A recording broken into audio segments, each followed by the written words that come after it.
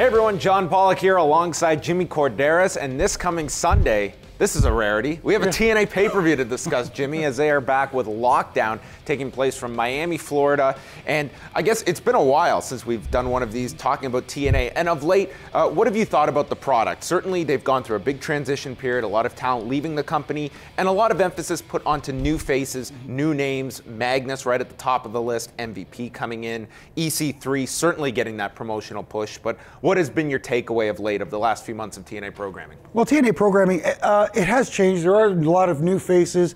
I like the fact that Magnus has become somewhat, I guess, the face of their company. I would have preferred, though, I thought they had an opportunity with Magnus to make him a huge babyface star of the company. I think that opportunity was lost, and maybe that ship has sailed, but who knows? Maybe or it could be something down the road you could always revisit. But I think he definitely has what it takes to be a top babyface for that company. Yeah, I think he's just been tremendous in this role, a very, very strong talker, which is something that TNA, they have a number of guys you have. You have your Bully Rays, you have your MVPs, a lot of good talkers in this company.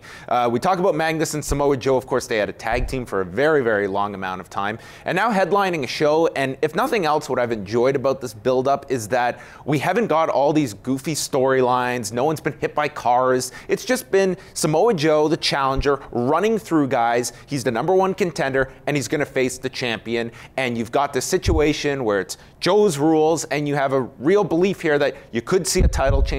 And it's just been, to me, a traditional build-up, and I've quite enjoyed it. I know, it's that old adage, keep it simple, stupid, the KISS method. It works, it still works in today's wrestling world. A lot of people might think you need convoluted finishes and so forth. That's what I'm hoping we don't see Sunday at the pay-per-view, is those overbooked finishes, and I'm hoping this one is just the traditional, straight up, whether it's Magnus, whether it's Joe, whoever it is, straight win. Well, we move on down, and we've got the Lethal Lockdown match where the company is up for grabs, Jimmy, as we've got Team MVP against Team Bobby Roode. Now get your flow chart out, everybody. If MVP's team wins, he gets control of wrestling operations. If he loses, Dixie Carter retains the wrestling operations end, but has to give 10% of that pie to Bobby Roode.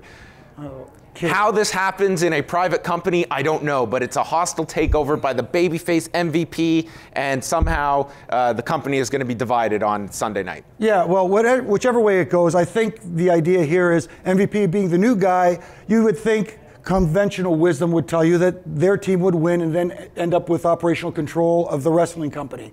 See, I see the opposite. Yeah, exactly. It is TNA after all, so I could see the opposite completely happening here, and I hope it doesn't.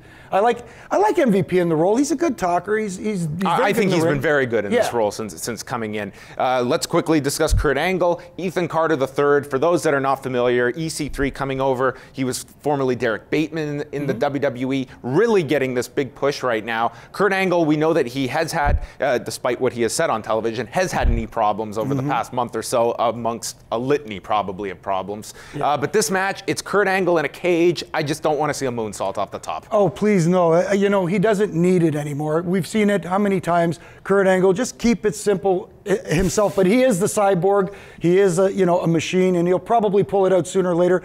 Perfect opportunity to elevate someone like Ethan Carter III in this match. And we're also going to see some part of the working agreement they now have with the Wrestle One organization in Japan. We're going to see the great Muta coming over, who is a guy that is certainly at his advanced age, probably good for a hot tag. But you also have Seiya Sanada, who they just put the X Division title on. He's coming in for a bit of a stretch, and kind of a throwback to when TNA was producing their pay-per-views in 06 and around that time period of bringing in a lot of international talent. Extreme Tigers debuting on this show. We've got just more of a variety, I find, in the undercard, which is something that TNA can differentiate themselves with. Yeah, and they have the platform to do it with Spike Television especially, so this is a good opportunity to see new talent. All right, so me and Jimmy, we are going in glass half full here. It's TNA Lockdown coming up Sunday night, 8 p.m. Eastern on pay-per-view, and then tune into Live Audio Wrestling immediately afterwards for a full rundown on TSN 1050 Toronto and liveaudiowrestling.com.